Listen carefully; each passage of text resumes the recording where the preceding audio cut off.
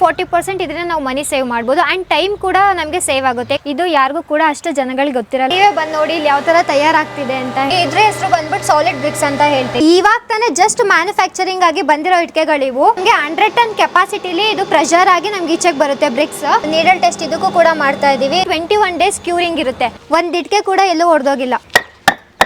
ಪಾಚಿ ಕೂಡ ಇದೆ, ಒಂಚೂರು ಏನು ಸ್ಕ್ರಾಚ್ ಕೂಡ ಆಗಿಲ್ಲ. ಈ ಬ್ರಿಕ್ಸ್ ಇಂದ ಕಟ್ಟೋ ಮನೆಗಳಿಗೆ ಪ್ಲಾಸ್ಟಿಂಗ್ ಬೇಡ ಇವ್ರೆ. ನಮಸ್ಕಾರ ಮೇಡಮ್, ಹೇಗಿದ್ದೀರಾ? ನಮಸ್ಕಾರ ಸರ್, ಸೂಪರ್. ನೀವ್ ಹೇಗಿದ್ದೀರಾ? ನಾನು ಸೂಪರ್. ಈಗೇನು ಹೊಸದಾಗಿ ಒಂದು ಇಟ್ಟಿಗೆ ಬಂದಿದೆ, ಅದರಿಂದ ತುಂಬಾ ಉಪಯೋಗಗಳಿದೆ ಅಂತ ಹೇಳ್ತಾ ಇದ್ರೆ, ಸೊ ಅದು ಯಾವ ರೀತಿ ಇಟ್ಟಿಗೆ ಮೇಡಮ್? ಹೌದು ಸರ್, ಇವಾಗ ಫಸ್ಟ್ನೇದಾಗಿ ನಿಮಗೆ ನಮ್ಮ ಸ್ಮಾರ್ಟ್ ಬ್ರಿಕ್ ಗೆ ಸ್ವಾಗತ. ನಿಮ್ ಕಂಪನಿ ಹೆಸರು ಬಂದು ಸ್ಮಾರ್ಟ್ ಬ್ರಿಕ್ಸ್ ಅಂತ. ಓಕೆ. 4 ಟೈಪ್ಸ್ ಆಫ್ ಬ್ರಿಕ್ಸ್ ಬರುತ್ತೆ. ಇದು ಯಾರಿಗೂ ಕೂಡ ಅಷ್ಟು ಜನಗಳಿಗೆ ಗೊತ್ತಿರಲ್ಲ ಎಷ್ಟು ಟೈಪ್ಸ್ ಬರುತ್ತೆ, ಯಾವ ತರ ಕನ್ಸ್ಟ್ರಕ್ಷನ್ ಆಗುತ್ತೆ ಅಂತ. ಸೊ ನಾನು ನಿಮ್ಗೆ ಅದನ್ನ ಇವಾಗ ತಿಳಿಸ್ಕೊಡ್ತೀನಿ, ಯಾವ ತರ ಟೈಪ್ಸ್ ಬರುತ್ತೆ, ಎಷ್ಟು ಈಸಿಯಾಗಿ ಕನ್ಸ್ಟ್ರಕ್ಷನ್ ಮಾಡ್ಕೋಬಹುದು. ಅಂದ್ರೆ ಈ ಇಟ್ಟಿಗೆಗಳಲ್ಲಿ 4 ಟೈಪ್ ಬರುತ್ತಾ? 4 ಟೈಪ್ಸ್ ಬರುತ್ತೆ. ಸೊ ಅದ್ರಲ್ಲಿ ಯಾವ ತರ ಎಷ್ಟು ಈಸಿಯಾಗಿ ಕನ್ಸ್ಟ್ರಕ್ಷನ್ ನಾವು ಮಾಡ್ಕೋಬಹುದು ಅಂತ ನಾನು ನಿಮ್ಗೆ ತಿಳಿಸ್ಕೊಡ್ತೀನಿ. ಇದು ನೋಡಿ, ಇದು ಹೋಲೋ ಇಂಟರ್ಲಾಕಿಂಗ್ ಬ್ರಿಕ್ಸ್ ಅಂತ ಬರುತ್ತೆ. ಇದು ಯೂಕೋರ್ ಬ್ರಿಕ್ಸ್ ಅಂತ. ನೆಕ್ಸ್ಟ್ ನಮಗೆ ಬಂದ್ರೆ ಇದು ಸ್ಮಾಲ್ ಬ್ರಿಕ್ಸ್ ಅಂತ ಬರುತ್ತೆ. ಚಿಕ್ಕ ಇಟ್ಕೆ ಅಂತಾನೂ ಹೇಳ್ತಾರೆ. ಇದು ಸ್ಮಾಲ್ ಬ್ರಿಕ್ಸ್ ಅಂತ ಬರುತ್ತೆ. ಸಾಲಿಡ್ ಬ್ರಿಕ್ಸ್ ಅಂತ ಬರುತ್ತೆ. ಅದು ಬನ್ನಿ ಹೇಗಿದೆ ಅಂತ ತೋರಿಸ್ತೀನಿ. ಇದೆಲ್ಲ ಸಾಲಿಡ್ ಬ್ರಿಕ್ಸ್ ಬರುತ್ತೆ. ಇದು ಬಂದು ಸಾಲಿಡ್ ಬ್ರಿಕ್ಸ್ ಅಂತಾರಾ? 4 ಟೈಪ್ಸ್ ಆಯ್ತು. Hollow interlocking bricks and U core bricks and small bricks. ಇದು ಸಾಲಿಡ್ ಬ್ರಿಕ್ಸ್. ಬೇರೆ ಬೇರೆ ಇಟ್ಟಿಗೆಗಳೆಲ್ಲ ಇದಾವೆ. ಸೊ ಅವನ್ನು ಹೊರತಾಗಿ ಈ ಇಟ್ಟಿಗೆ ನಾವು ಯಾಕೆ ಯೂಸ್ ಮಾಡಬೇಕು ಅಂತ? ನಮ್ಮ ಹಿಟ್ಟೆ ಸ್ಮಾರ್ಟ್ ಬ್ರಿಕ್ಸ್ ನ ಯಾಕೆ ನೀವು ಬೈ ಮಾಡ್ಬೇಕಂತ ಹೇಳಿದ್ರೆ, ಇದು ಹೆವಿ ಸ್ಟ್ರಾಂಗ್ ಇರುತ್ತೆ. ಯಾಕಂದ್ರೆ ಇದು 100 ಟನ್ ಕೆಪಾಸಿಟಿ ಪ್ರೆಷರ್ ಆಗಿ ಇಟ್ಕೆಗಳು ನಮಗೆ ಬ್ರಿಕ್ಸ್ಗಳು ಸಿಗುತ್ತೆ ಅಂಡ್ ಮಿಕ್ಸಿಂಗ್ ಪ್ರಾಪರ್ ಆಗಿ ಬಂದು ವೆರಿ ಸಾಲಿಡ್ ಬ್ರಿಕ್ಸ್ ನಮಗೆ ಸಿಗ್ತವೆ.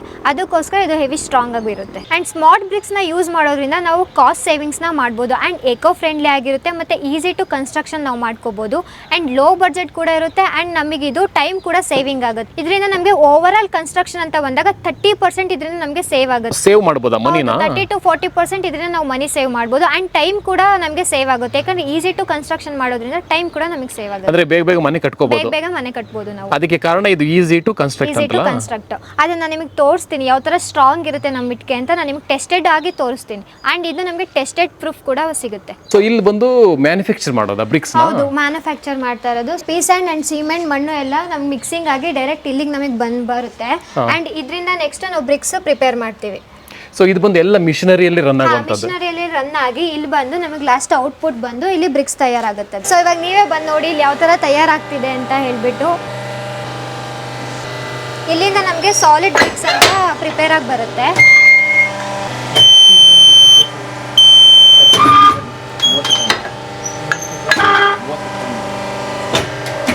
ಸೊ ನೋಡ್ತಾ ಇದ್ದೀರಲ್ಲ ನೀವೇ ಇವಾಗ ಯಾವ ತರ ಬ್ರಿಕ್ಸ್ ಪ್ರಿಪೇರ್ ಆಗ್ತಾ ಇದೆ ಅಂತ ಹೇಳ್ಬಿಟ್ಟು. ಅಂದ್ರೆ ಇದೊಂದು ಫಾರ್ಮೇಟ್ ಆಫ್ ಬ್ರಿಕ್ಸ್. ಇದ್ರ ಹೆಸರು ಬಂದ್ಬಿಟ್ಟು ಸಾಲಿಡ್ ಬ್ರಿಕ್ಸ್ ಅಂತ ಹೇಳ್ತೀವಿ. ಇದ್ರಲ್ಲಿ ನಮಗೆ 3-4 ಟೈಪ್ಸ್ ಬರುತ್ತೆ ಈ ಬ್ರಿಕ್ಸ್ ಅಂತ ಬಂದಾಗ. ಸೊ ಇದ್ರ ಹೆಸರು ಸಾಲಿಡ್ ಬ್ರಿಕ್ಸ್ ಅಂತ ಹೇಳಿ. ನಾವು ಈ ಬ್ರಿಕ್ಸ್ ಏನಕ್ಕೆ ಕೆಪಾಸಿಟಿ ಇರುತ್ತೆ ಅಂತ ಹೇಳಿದ್ರೆ, ಇದು ನಾವು ಹೈಡ್ರಾಲಿಕ್ ಮಿಷನ್ ಅಲ್ಲಿ ಮಾಡ್ತೀವಿ ಅಂಡ್ ಇದಕ್ಕೆ 30 ಟನ್ ಕೆಪಾಸಿಟಿ ಇರುತ್ತೆ.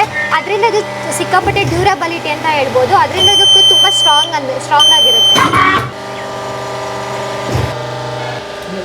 ಏನಕ್ಕೆ ಈ ಥರ ಬ್ರಿಕ್ಸ್ಗಳು ಸ್ಟ್ರಾಂಗ್ ಅಂತ ಕೇಳ್ಬೋದು. ಸೊ ಅದಕ್ಕೋಸ್ಕರ ಇವಾಗ ನಾವಿಲ್ಲಿ ನೀಡಲ್ ಟೆಸ್ಟ್ ಅಂತ ಮಾಡ್ತಾ ಇದ್ದೀವಿ. ಇವಾಗ ನೀವೇ ಇಲ್ಲಿ ಅಬ್ಸರ್ವ್ ಮಾಡಿ, ಈ ಥರ ನಾವಿಲ್ಲಿ ಪ್ರೆಸ್ ಮಾಡಿದ ತಕ್ಷಣ ಈ ಹಿಟ್ಗೆ ಏನೂ ಕೂಡ ಸ್ಕ್ರ್ಯಾಚ್ ಆಗಿಲ್ಲ. ಜಸ್ಟ್ ಇಷ್ಟು ಮಾತ್ರ ನಾವಿಲ್ಲಿ ಪ್ರೆಸ್ ಮಾಡಿದ್ವಲ್ಲ, ಇಷ್ಟು ಮಾತ್ರ ಆಗಿದೆ.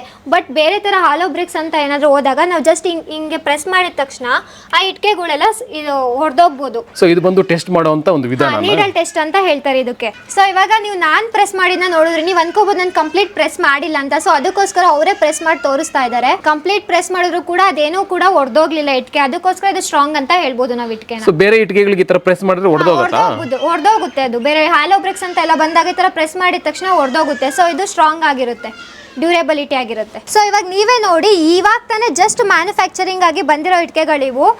ಇವ್ರು ಅದ್ರ ಮೇಲೆ ನೆಡ್ಕೊಂಡು ಬರ್ತಿದ್ದಾರೆ. ಆದ್ರೂ ಕೂಡ ಇದೇನು ಹೊಡೆದೋಗದೆ ಎಷ್ಟು ಸ್ಟ್ರಾಂಗ್ ಇದೆ ಅಂತ ನೀವೇ ಅಬ್ಸರ್ವ್ ಮಾಡಿ. ನೋಡಿ, ಕಂಪ್ಲೀಟ್ ಅವ್ರದ್ದು ಭಾರ ಎಲ್ಲ ಬಿಟ್ಟು ನಿಂತಿದ್ದಾರೆ, ಆದ್ರೂ ಕೂಡ ಇದು ಹೊಡೆದೋಗಿಲ್ಲ. ಸೊ ನಾನು ಇವಾಗ ನಿಮ್ಗೆ ಅವಾಗಲೇ ಅಲ್ಲಿ ತೋರಿಸಿದ್ದು ಸಾಲಿಡ್ ಇಂಟರ್ಲಾಕಿಂಗ್ ಬ್ರಿಕ್ಸ್ ಯಾವ ತರ ಆಗುತ್ತೆ ಅಂತ. ಸೊ ಇವಾಗ ನಾವು ನೋಡ್ತಾ ಇರೋದು ಹೋಲೋ ಇಂಟರ್ಲಾಕಿಂಗ್ ಬ್ರಿಕ್ಸ್ ಅಂತ ಹೇಳ್ಬಿಟ್ಟು. ಇದು ಬಂದು ನಮಗೆ 100 ಟನ್ ಕೆಪಾಸಿಟಿಲಿ ಇದು ಪ್ರೆಷರ್ ಆಗಿ ನಮ್ಗೆ ಈಚೆಗೆ ಬರುತ್ತೆ ಬ್ರಿಕ್ಸ್. ಸೊ ಇದಕ್ಕೂ ಕೂಡ ಇದು ಯಾವ ತರ ಸ್ಟ್ರಾಂಗ್ ಇರುತ್ತೆ ಅಂತ ಇದಕ್ಕೂ ಕೂಡ ನಾನು ನಿಮಗೆ ನೀಡಲ್ ಟೆಸ್ಟ್ ಮಾಡಿ ತೋರಿಸ್ತೀನಿ. ನೋಡಿ ಯಾವ ತರ ಇದು ಬರುತ್ತೆ ಅಂತ.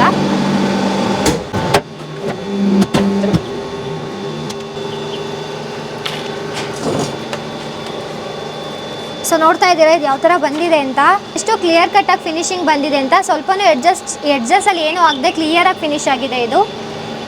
ಸೊ ಇದು ಕೂಡ ನಾನು ನೀಡಲ್ ಟೆಸ್ಟ್ ಮಾಡಿ ನಿಮ್ಗೆ ಯಾವ ಥರ ಸ್ಟ್ರಾಂಗ್ ಆಗಿರುತ್ತೆ ಅಂತ ತೋರಿಸ್ತೀನಿ ಇವಾಗ. ನೀಡಲ್ ಟೆಸ್ಟ್ ಇದಕ್ಕೂ ಕೂಡ ಮಾಡ್ತಾ ಇದ್ದೀವಿ. ಜಸ್ಟ್ ಸಾಲಿಡ್ ಬ್ರಿಕ್ಸ್ ಅಂತ ಅಲ್ಲ, ಹೋಲೋ ಇಂಟರ್ಲಾಕಿಂಗ್ ಬ್ರಿಕ್ಸ್ ಕೂಡ ಎಷ್ಟು ಸ್ಟ್ರಾಂಗ್ ಇದೆ ಅಂತ ನೀವೇ ಅಬ್ಸರ್ವ್ ಮಾಡಿ.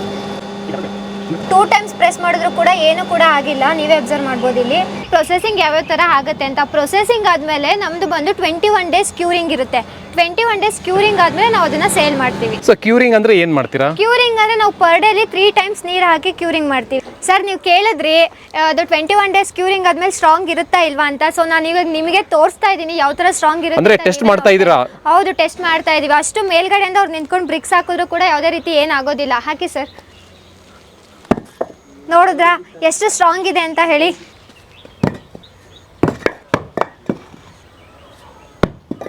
ಸೊ ನೋಡಿದ್ರಲ್ಲ ಸರ್, ಇಷ್ಟು ಇಟ್ಕೆನ ಬಿಸಾಕಿದ್ದೀವಿ, ಬ್ರಿಕ್ಸ್ನ ಬಿಸಾಕಿದ್ರು ಕೂಡ ಯಾವುದೇ ರೀತಿ ಎಲ್ಲೂ ಕೂಡ ಒಡೆದೋಗಿಲ್ಲ.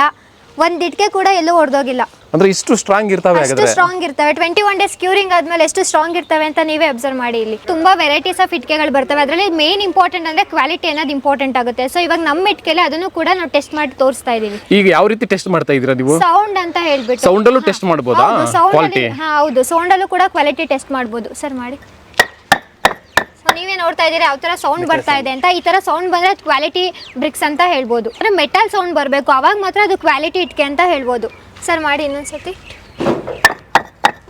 ಸೊ ನೋಡ್ತಾ ಇದ್ದೀರಾ ಮೆಟಲ್ ಥರ ಸೌಂಡ್ ಕೇಳಿಸ್ತಾ ಇದೆ ಅದು. ಸೊ ಈ ಥರ ಬಂದರೆ ಅದು ಕ್ವಾಲಿಟಿ ಬ್ರಿಕ್ಸ್ ಅಂತ ಹೇಳ್ಬೋದು. ಕೆಲವು ಕಸ್ಟಮರ್ಸ್ಗೆ ಇಟ್ಕೆ ಕರಗುತ್ತೆ ಅಂತ ಅದು ನೀರಲ್ಲಿ ಡೌಟ್ ಇರುತ್ತೆ. ಬಟ್ ಯಾಕಂದರೆ ಪ್ಲಾಸ್ಟಿಂಗ್ ಮಾಡಿರೋದ್ರಲ್ಲ ಅದಕ್ಕೋಸ್ಕರ ಮಾಡೋದಿಲ್ವಲ್ಲ ಇಟ್ಕೆಗೆ, ಅದಕ್ಕೋಸ್ಕರ ಕರಗುತ್ತೆ ಅಂತ ಅಂದ್ಕೊಂಡಿರ್ತಾರೆ.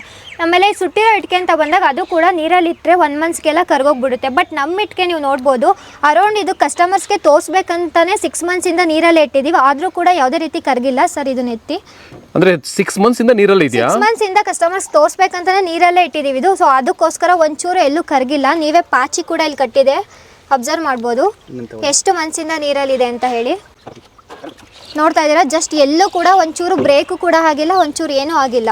ಓ, ಈ ಕಡೆ ಪಾಚಿ ಕೂಡ ಹಿಡಿದಿದೆ. ಪಾಚಿ ಕೂಡ ಇದೆ. ಅರೌಂಡ್ ಇದು 6 ಮಂತ್ಸ್ ಇಂದನೂ ನೀರಲ್ಲೇ ಇದೆ. ನೋಡ್ತಾ ಇದ್ದೀರಾ, ಎಲ್ಲೂ ಕೂಡ ಒಂಚೂರು ಏನು ಸ್ಕ್ರಾಚ್ ಕೂಡ ಆಗಿಲ್ಲ. ಅಂದ್ರೆ ನೀರಲ್ಲಿ ಇಟ್ಟರು 6 ತಿಂಗಳಲ್ಲಿ ನೀರಿಟ್ರು ಏನೂ ಆಗಿಲ್ಲ. ಓ, ಅಂದ್ರೆ ಅಷ್ಟು ಸ್ಟ್ರಾಂಗ್ ಇರುತ್ತೆ ಇದು. ನಮ್ಮ ಇಂಟರ್ಲಾಕಿಂಗ್ ಬ್ರಿಕ್ಸ್ ಇಂದ ಎಷ್ಟು ಈಸಿಯಾಗಿ ಮನೆ ಕನ್ಸ್ಟ್ರಕ್ಷನ್ ಮಾಡ್ಬೋದು ಅಂತ ನಾನು ಇವಾಗ ನಿಮಗೆ ತೋರಿಸ್ತೀನಿ. ಇವರು ಒಂದು ಲೇಯಿಂಗ್ ಹಾಕಿ ಕಟ್ತಾರೆ, ಮತ್ತೆ ಎಷ್ಟು ಈಸಿಯಾಗಿ ಇಂಟರ್ಲಾಕಿಂಗ್ ಬ್ರಿಕ್ಸ್ ಇಂದ ಕಟ್ಬೋದು. ಆ್ಯಂಡ್ ಇದನ್ನ ವಿತೌಟ್ ಪಿಲ್ಲರ್ ನಾವು ಇಲ್ದೇ G+1 ಹೌಸ್ನ ನಾವು ಕಟ್ಬೋದು. ಸರ್ ತೋರಿಸಿ ಅದು. ಇದು ಲಾಕ್ ಕೂಡ ಅಷ್ಟೇ ಅಟ್ಯಾಚ್ ಆಗ್ತಾ ಇದೆ ಅದಕ್ಕೆ. ವಿತೌಟ್ ಪಿಲ್ಲರ್ ನಾವು ಇದನ್ನ G+1 ಹೌಸ್ನ ಕಟ್ಬೋದು. ಅಂದ್ರೆ ಇದಷ್ಟಿದೆ ಲಾಕ್ ಆಗುತ್ತಾ? ಅದೇ ಲಾಕ್ ಆಗುತ್ತೆ. ಆ ತರ ಸಿಸ್ಟಮ್ ಇರುತ್ತೆ ಇದು. ಅಂದ್ರೆ ಈ ತರ ಲಾಕ್ ಆಗೋದ್ರಿಂದ ಪಿಲ್ಲರ್ಸ್ ಕೂಡ ಅವಶ್ಯಕತೆ ಇರೋದಿಲ್ಲ. ಇಫ್ ಇನ್ ಕೇಸ್ ನೀವು G+1 ಅಲ್ಲ ನೀವು 2, 3 ಹೋಗ್ತೀರಾ ಅಂತ ಹೇಳಿದ್ರೆ ಪಿಲ್ಲರ್ ಅವಶ್ಯಕತೆ ನಮಗಿದೆ. ಸೊ ನೋಡ್ತಾ ಇದ್ದೀರಾ ಎಷ್ಟು ಕರೆಕ್ಟಾಗಿ ಕೂತಿದೆ ಅದು ಅಂತ. ಆ ಹೋಲಿಗೆ ಕರೆಕ್ಟಾಗಿ ಅದು ಅಟ್ಯಾಚ್ಡ್ ಆಗಿದೆ. ಈಸಿಯಾಗಿ ಇದರಿಂದ ಕನ್ಸ್ಟ್ರಕ್ಷನ್ ನಾವು ಬೇಗ ಬಿಲ್ಡ್ ಮಾಡ್ಬೋದು ಹೌಸ್ನ. ಸೊ ಇಲ್ಲಿ ನಾನು ಇವಾಗ ನಿಮಗೆ ತೋರಿಸ್ದೆ. ಆ್ಯಂಡ್ ನೀವು ಇಲ್ಲಿ ಬ್ಯಾಕ್ ಸೈಡಲ್ಲಿ ಕೂಡ ನೋಡ್ಬೋದು, ಇದು ಕೂಡ ಯಾವುದೇ ಎಕ್ಸ್ಪೀರಿಯನ್ಸ್ ಇಲ್ಲದೆ ನಾರ್ಮಲ್ ಆಗಿ ಕನ್ಸ್ಟ್ರಕ್ಷನ್ ಅಂದರೆ ಮಾಡಿರೋಂಥದ್ದು. ಇದು ಹೋಲೋ ಇಂಟರ್ಲಾಕಿಂಗ್ ಬ್ರಿಕ್ಸಿಂದನೇ ಇದನ್ನು ಕೂಡ ಬಿಲ್ಡ್ ಮಾಡಿರೋದು. ಯಾವುದೇ ಬ್ರಿಕ್ಸಲ್ಲಿ ಕೂಡ ನಾವು ಈಸಿಯಾಗಿ ಪಿಲ್ಲರ್ಸ್ನ ಬಿಲ್ಡ್ ಮಾಡೋದಕ್ಕಾಗೋದಿಲ್ಲ. ಸೊ ಹೋಲೋ ಇಂಟರ್ಲಾಕಿಂಗ್ ಬ್ರಿಕ್ಸಲ್ಲಿ ಮಾತ್ರ ನಾವು ಈಸಿಯಾಗಿ ಪಿಲ್ಲರ್ನ ಬಿಲ್ಡ್ ಮಾಡ್ಕೋಬೋದು. ಅವ್ರು ಇವಾಗ ಮಾಡಿ ತೋರಿಸ್ತಾರೆ ಯಾವ ಥರ ಅಂತ. ಜಸ್ಟ್ 2 ಮಿನಿಟ್ಸ್ ಅಂತಲೂ ಹೇಳೋಕೆ ಅಷ್ಟು ಬೇಗ ಇದು ಪಿಲ್ಲರ್ ರೆಡಿ ಆಗಿದೆ. ಇದು ಇಂಟರ್ಲಾಕಿಂಗ್ ಎಷ್ಟು ಸ್ಟ್ರಾಂಗ್ ಇರುತ್ತೆ ಅಂತ ನೀವೇ ನೋಡಿ ಚೆಕ್ ಮಾಡ್ತೀವಿ ಇವಾಗ. ಏನು ಕೂಡ ಆಗ್ತಾ ಇಲ್ಲ, ಜಸ್ಟ್ ಒಂದು ಬ್ರಿಕ್ಸ್ ಕೂಡ ಕೆಳಗಡೆ ಬಿದ್ದಿಲ್ಲ, ಅಷ್ಟು ಸ್ಟ್ರಾಂಗ್ ಇದೆ ಇದು ಹೋಲೋ ಇಂಟರ್ಲಾಕಿಂಗ್ ಬ್ರಿಕ್ಸ್ ಅಂತ. ಇವರೇ ಈ ಬ್ರಿಕ್ಸ್ ಯಾಕೆ ಯೂಸ್ ಮಾಡಬೇಕಂದ್ರೆ ಇದು ಫಸ್ಟ್ ಆಫ್ ಆಲ್ ಹೇಳೋದಾದ್ರೆ ಇಕೋ ಫ್ರೆಂಡ್ಲಿ ಆಗಿದೆ ಅಂತ ಹೇಳ್ಬೋದು. ಫಾರ್ಮ್ ಹೌಸ್ಗಳಾಗಿರ್ಬೋದು, ವಿಲ್ಲಾಸ್ಗಳಾಗಿರ್ಬೋದು, ಅಪಾರ್ಟ್ಮೆಂಟ್ಸ್ಗಳಾಗಿರ್ಬೋದು, ಆ ಕನ್ಸ್ಟ್ರಕ್ಷನ್ಗೆ ಒಳ್ಳೆ ಬಜೆಟ್ ಫ್ರೆಂಡ್ಲಿ ಆದಂಥ ಇಟ್ಟಿಗೆಗಳಂತ ಇವನ್ನ ಹೇಳ್ತಾ ಹೋಗ್ಬೋದು. ಈ ಇಟ್ಟಿಗೆ ಯೂಸ್ ಮಾಡಿ ಕನ್ಸ್ಟ್ರಕ್ಷನ್ ಮಾಡೋದ್ರು ಬಹಳಷ್ಟು ಈಸಿ ಇದೆ. ನೀವು ನೋಡ್ತಾ ಹೋಗ್ಬೋದು. ಇದನ್ನ ಈ ಬ್ರಿಕ್ಸ್ಗಳನ್ನ ಯೂಸ್ ಮಾಡಿಕೊಂಡು ಬೇಗ ಕನ್ಸ್ಟ್ರಕ್ಟ್ ಮಾಡ್ಬೋದು. ಈಸಿ ಟು ಕನ್ಸ್ಟ್ರಕ್ಟ್ ಅಂತ ಹೇಳ್ಬೋದು. ಆ ಥರ ಈ ಬ್ರಿಕ್ಸ್ ಇದೆ ಅಂತ ಹೇಳ್ಬೋದು. ಸೊ ಈ ಬ್ರಿಕ್ಸ್ಗೆ ಸರ್ಟಿಫಿಕೇಶನ್ ಏನಾದರೂ ಸಿಕ್ಕಿದೆಯಾ? 100% ಇದು ಜಿಯಾಲಜಿಕಲ್ ಡಿಪಾರ್ಟ್ಮೆಂಟಿಂದ ಏನು ಎಲ್ಲ ರಿಪೋರ್ಟನ್ನು ರೆಡಿಯಾಗಿ ಅಪ್ರೂವಲ್ ಆದಮೇಲೆ ನಾವು ಈ ರೀತಿ ಬ್ರಿಕ್ಸ್ಗಳನ್ನ ಕಟ್ತಾ ಹೋಗಿದ್ದೀವಿ. ಇದು ಅಪ್ರೂವಲ್ ಆಗಿರುತ್ತೆ, ಟೆಸ್ಟೆಡ್ ಆಗಿದೆ, ಹಾಗೂ ಇದರಲ್ಲಿ ನ್ಯಾಚುರಲ್ ಆಗಿ ಬರೋದ್ರಿಂದ ಇಕೋ ಫ್ರೆಂಡ್ಲಿ ಆಗಿರುತ್ತೆ ಮತ್ತು ನಿಮಗೆ ಸ್ಟ್ರೆಂತ್ ಫರ್ದರ್ ಗೊತ್ತಾಗ್ತಾ ಹೋಗುತ್ತೆ ಟೆಸ್ಟ್ ಮಾಡ್ತಾ ಹೋದಾಗೆ. ಸೊ ಇದು ಕನ್ಸ್ಟ್ರಕ್ಷನ್ ಮಾಡಕ್ಕೆ ಸೊ ಸಾಮಾನ್ಯವಾಗಿರುವಂತ ಗಾರೆಯವರು ಎಲ್ಲರೂ ಮಾಡ್ಬೋದಾ? 100% ಸರ್, ಇದು ಈಜಿ ಟು ಕನ್ಸ್ಟ್ರಕ್ಟ್. ಅದಕ್ಕೋಸ್ಕರನೇ ಈ ಬ್ರಿಕ್ಸ್ ಗಳನ್ನ ನೀವು ಯೂಸ್ ಮಾಡ್ಕೋಬೇಕು ಅಂತ ಹೇಳ್ಬೋದು. ನಾರ್ಮಲ್ ಮೇಸ್ತ್ರಿ ಸಹಿತ ನೀವು ಆ ಪಿಲ್ಲರ್ಸ್ ಗಳನ್ನ ಮಾಡಬಹುದು. ಬಟ್ ಇದ್ರಲ್ಲಿ ನಿಮ್ಗೆ ಏನಾಗುತ್ತೆ ಅಂದ್ರೆ without plastering you can construct the building. ಅಂದ್ರೆ ಪ್ಲಾಸ್ಟಿಂಗ್ ಅವಶ್ಯಕತೆ ಇಲ್ವಾ? ಅವಶ್ಯಕತೆನೇ ಇಲ್ಲ. ಈ ಬ್ರಿಕ್ಸ್ ಇಂದ ಕಟ್ಟೋ ಮನೆಗಳಿಗೆ ಪ್ಲಾಸ್ಟಿಂಗೇ ಬೇಡ ಇವ್ರೆ. ಅದಕ್ಕೆ ಇದು ಬಜೆಟ್ ಫ್ರೆಂಡ್ಲಿ ಅಂತ ಹೇಳ್ಬೋದು. ಇದಕ್ಕೆ ಯಾವುದೇ ಜಸ್ಟ್ ನೀವು ಪೇಂಟ್ ಮಾಡಿದ್ರೆ ಸಾಕು, ಅಥವಾ ಹಾಗೆ ಬಿಡಿ, ನ್ಯಾಚುರಲ್ ಆಗಿರುತ್ತೆ. ನ್ಯಾಚುರಲ್ ಆಗಿರುತ್ತೆ. ಪ್ಲಾಸ್ಟಿಂಗ್ ಅಲ್ಲಿ ಸೇವ್ ಆಗುತ್ತೆ, ಪೇಂಟಿಂಗ್ ಅಲ್ಲಿ ಸೇವ್ ಆಗುತ್ತೆ. ಬೇರೆ ಬೇರೆ ಎಷ್ಟು ಬೇಕೋ ಅಷ್ಟು ನೀವು ಸೇವ್ ಮಾಡ್ಕೊಳ್ಳೋದೇ ಇದ್ರದ್ದು ಮೇನ್ ಕನ್ಸೆಪ್ಟ್. ಓವರಾಲ್ ನೀವು ಏನು ಕನ್ಸ್ಟ್ರಕ್ಷನ್ಗೆ ಒಂದು 100% ಅಂತ ತೆಗೆದುಕೊಂಡ್ರೆ ಒಂದು 30 to 40% ಅಷ್ಟು ಅಮೌಂಟ್ ಅನ್ನು ಇದರಲ್ಲಿ ಸೇವ್ ಮಾಡ್ಬೋದು ಅಂತ. 30 to 40% ಸೇವ್ ಮಾಡ್ಬೋದಾ? 100% ನೀವು ಕ್ಯಾಲ್ಕುಲೇಟ್ ಮಾಡಿ ಈ ಬ್ರಿಕ್ಸ್ಗಳನ್ನ ಪರ್ಚೇಸ್ ಮಾಡಿ ಒಂದು G+1 ಮನೆ ಕಟ್ಟಲಿಕ್ಕೆ without pillar you can also construct this building ಅಂತ ಹೇಳ್ಬೋದು. Okay okay sir. ಸೊ ಇದು ಬಂದು ಈಗ ಎಲ್ಲಿ ಲೊಕೇಟ್ ಆಗಿದೆ ಸರ್? ಇಲ್ಲಿಗೆ ನಾವು ಏನಾದರೂ ತಗೋಬೇಕು ಅಂತಂದ್ರೆ ಬ್ರಿಕ್ಸ್ ನ ಹೇಗೆ? ಇದು ಬಂದ್ಬಿಟ್ಟು ನಮ್ಮ ದೊಡ್ಡಬಳ್ಳಾಪುರದ ಹತ್ತಿರ TB ಸರ್ಕಲ್ ಇಲ್ಲಿಂದ ನಂದಿ ಹಿಲ್ಸ್ ಹೋಗೋ ರೋಡಲ್ಲಿ ಬರುತ್ತೆ ಇದು ಸ್ಮಾರ್ಟ್ ಬ್ರಿಕ್ಸ್ ಅಂತ ಹೇಳಿ. ಅಂದ್ರೆ TB ಸರ್ಕಲ್ ಇಂದ ನಂದಿ ಹಿಲ್ಸ್ ಹೋಗೋ ರೋಡಲ್ಲಿ ನೀವು ಬಂದ್ಬಿಟ್ರೆ ಇಂಡಿಯನ್ ಆಯಿಲ್ ಪೆಟ್ರೋಲ್ ಬಂಕ್ ಇದೆ, ಅದ್ರ ಬ್ಯಾಕ್ ಸೈಡ್ ನಮ್ದು ಲೊಕೇಟೆಡ್ ಆಗಿರೋದು. ಎನಿ ಟೈಮ್ ರೆಡಿ ಇರುತ್ತೆ.